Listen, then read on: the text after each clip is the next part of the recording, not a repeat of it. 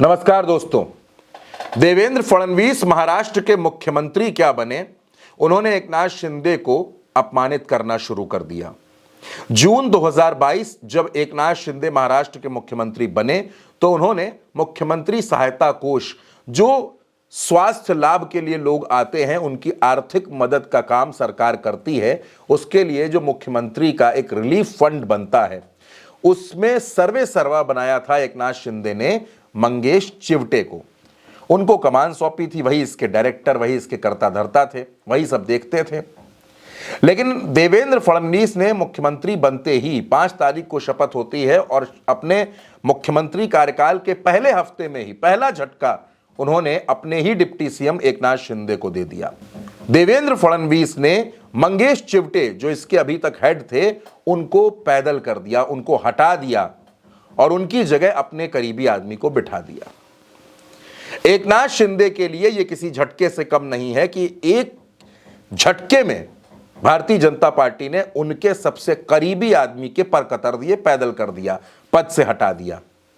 एकनाथ शिंदे पर को मंगेश चिवटे पर खूब भरोसा था, बड़े करीबी लोगों में शुमार होते थे।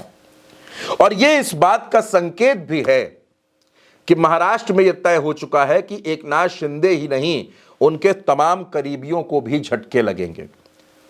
अब सोर्सेज ऐसा बताते हैं कि एकनाथ शिंदे ने अपने कुछ करीबी विधायकों की सूची सौंपी थी और यह कहा था कि इनको मंत्री जरूर बनाया जाए, इनको मंत्री बनाना बेहद जरूरी है, जिसमें उदय सामंत का भी नाम था, अब्दुल सत्तार का भी नाम था, कई नाम थे। लेकिन भारतीय जनता पार्टी ने वो लिस्ट बिना देखे ही खारिज कर दी और कह दिया कि मंत्री कौन बनेगा ये हम बाद में बताएंगे, बाद में तय करेंगे, अभी अपनी मर्जी से किसी को आश्वासन ना दें। यानी वो मुख्यमंत्री बन नहीं पाए, गृह विभाग उनको मिल नहीं रहा, उनकी मर्जी से उनके विधायक मंत्री बन नहीं सकते और अब उनके करीबियों को कुर्सी से उतारने का खेल भी शुरू हो गया है। ऐसे में एकनाथ शिंदे के सामने एक दो नहीं दोस्तों, बल्कि बहुत चुनौतियां हैं। चुनौतियां ये है कि कैसे अपनी पार्टी को वो संभालेंगे, कैसे अपने विधायकों को संतुष्ट करेंगे, कैसे अपने करीबी कार्यकर्ताओं का सम्मान बचाएंगे, क्योंकि एकनाथ शिंदे तो खुद लगातार अपमानित हो रहे हैं।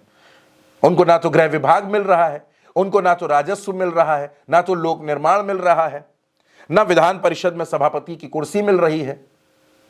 और इसी वजह से एकनाथ शिंदे बुरी तरीके से नाराज हैं और शायद एकनाथ शिंदे को यह संकेत मिलने शुरू हो गए हैं कि भारतीय जनता पार्टी और देवेंद्र फडणवीस उनके करीबियों को अपमानित करेंगे। अब सत्ता में एकनाथ शिंदे के करीबी लोगों के लिए कोई जगह नहीं रह गई, क्योंकि महाराष्ट्र की सत्ता में अब वही लोग रह पाएंगे, पदों पर वही लोग रहेंगे जिनको देवेंद्र फडणवीस चाहेंगे, क्योंकि देवेंद्र फडणवीस महाराष्ट्र के मुख्यमंत्री हैं। और वैसे भी 132 सीटें जीतने के बाद भारतीय जनता पार्टी का जो कॉन्फिडेंस है महाराष्ट्र में, वो बहुत ज्यादा हाई हो गया है। और इसी वजह से वो ना तो एकनाथ शिंदे की किसी बात को सुन रही है, ना अजीत पवार की कोई बात सुनी जा रही है। और यही वजह है कि महायुति, महाराष्ट्र में जो महायुति है, वो लगभग बिखरता हुआ नजर आ रहा है। तीनों नेताओं के बीच संवाद और सामंजस्य लगभग ना के बराबर हो रहा है। एकनाथ शिंदे तो लगातार खामोश हैं, वो कोई टिप्पणी नहीं कर रहे, कुछ नहीं बोल रहे, वो सिर्फ देख रहे हैं कि भारतीय जनता पार्टी और देवेंद्र फडणवीस आखिर उनको कब तक और कितना अपमानित करते रहेंगे।